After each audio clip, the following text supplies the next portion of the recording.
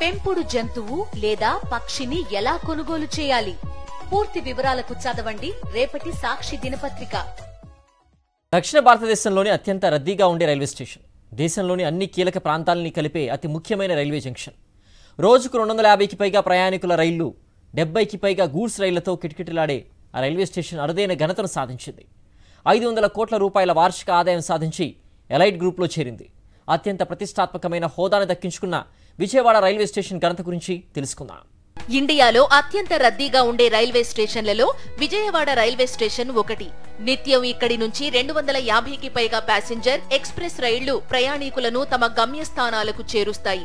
వీటితో పాటు మరో 70 గూడ్స్ రైళ్లు సరుకు రవాణా చేస్తుంటాయి. ఈ రైల్వే జంక్షన్ నుంచి రోజుకి 1,00,000 మందికి పైగా ప్రయాణికులు రాకపోకలు సాగిస్తుంటారు. అందుకే దేశంలోని రైల్వే స్టేషన్లలో అత్యంత రద్దీగా ఉండే స్టేషన్ల జాబితాలో విజయవాడకు 3వ స్థానం దక్కింది. ఉత్తర దక్షిణ భారతదేశంలోని అన్ని ప్రధాన నగరాలను కలిపే అతి ముఖ్యమైన రైల్వే జంక్షన్ విజయవాడ. ప్రయాణికులనే కాకుండా సరుకు రవాణాలోనూ ప్రధాన భూమిక పోషిస్తుండటంతో విజయవాడ రైల్వే స్టేషన్ కు ఆదాయం కూడా గణనీయంగా సమకూరుతోంది.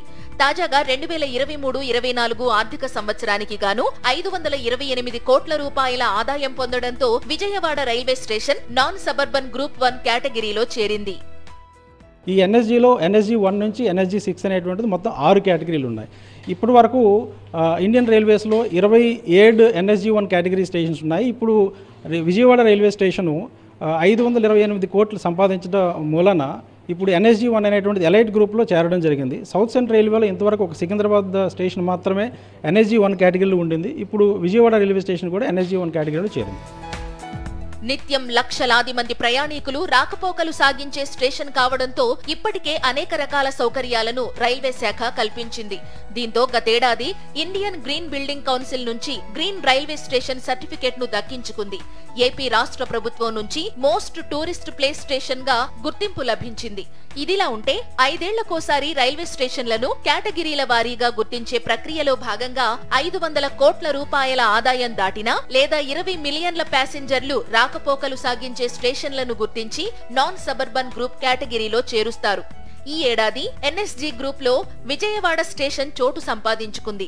రైల్వే స్టేషన్ లో ప్రయాణికులకు వసతులు పెంచడానికి ఒక డిపిఆర్ పంపినట్లు అధికారులు చెబుతున్నారు.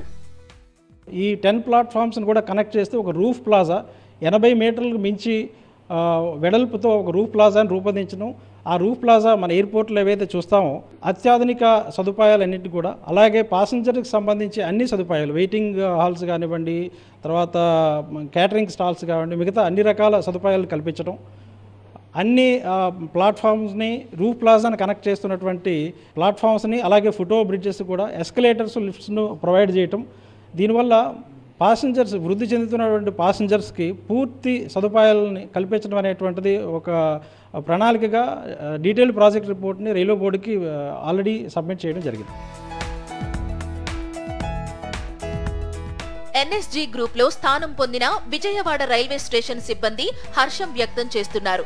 2017-18 సంవత్సరంలో కొద్దిలో ఈ కేటగిరీ దక్కించుకోలేకపోయిన విజయవాడ స్టేషన్ ఈ ఏడాది ఆ ఘనతను సాధించుకుంది.